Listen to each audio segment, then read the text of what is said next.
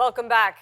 It's time for our weekly market update with Catherine Murray, host of The Buck Stops Here. Take it away, Catherine.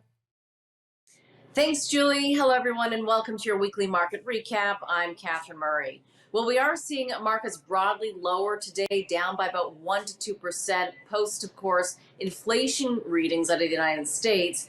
We had CPI as well as PPI yesterday and today, respectively. They did come in hotter than expected. Interestingly here, PPI up by 11.1% year over year. So certainly a high number that I know everybody is feeling and seeing, but it is actually down versus March, which was 11.6.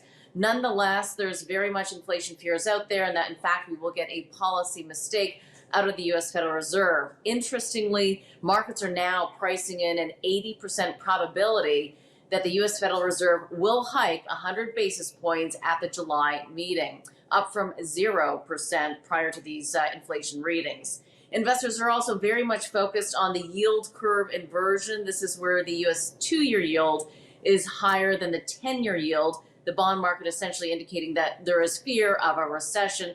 That, of course, is the biggest question out there right now. Are we in a recession right now, or is it coming? Away from that, of course, we've got earnings overhang. The United States just kicked off their second quarter earnings results. JP Morgan very much in focus, really with a downbeat reading. Headline miss. They suspended their buyback. Their investment banking business was down by 54%. Now, on the positive side, they did see an uptick in equity trading as well as fixed income and commodity trading. But they also accounted for $400 million in reserves. They did, on the positive side, say that the consumer is in great shape. We also saw Morgan Stanley report their results this morning, and they also missed weaker investment banking business there. Conagra Brands, I should say, that stock is down by 8% on a revenue miss. Volume was down. They also cited inflation, a real inflation focus for the company as well. On the positive side, though, in terms of what we're seeing in the marketplace, the United States, will get to Canada in a second. Tech, semiconductors are stronger, specifically TSM. They did have a beat and raised guidance. That stock up by only about 1%. And outside of earnings, IBM CEO said that they do expect tech spending to be robust. One other stock of note would be Costco was upgraded to a buy from a hold from Deutsche Bank, citing positive traffic gains, increased membership, and also renewals. So a couple of stocks to watch for sure, and I think it is very much a stock picker's market. There certainly are certain areas of the market that are doing quite well. Away from that, the TSX is down today over 1%.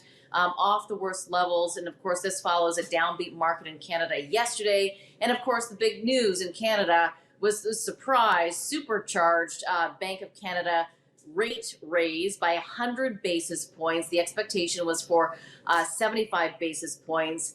We are seeing most sectors lower here in Canada today, really materials, energy, financials, and real estate, all the laggards. We are watching WTI, the price of oil, down by 2.3% today, down by about 10% for the week. Copper down by about 3%, and the Canadian dollar is in fact lower versus the US dollar.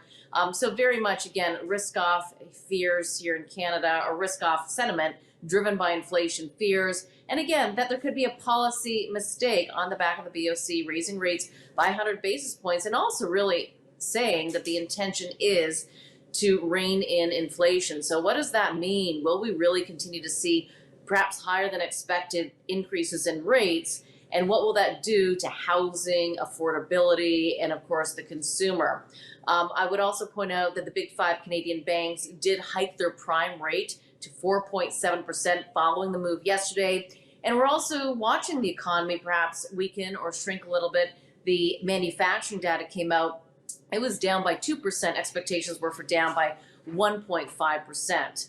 And just to take another look here at the price of WTI or oil, it's actually at the lowest level we've seen since the Russian invasion of Ukraine, trading at about that $90 level. And of course, there's concerns that we will see increase of lockdowns out of China because of COVID once again.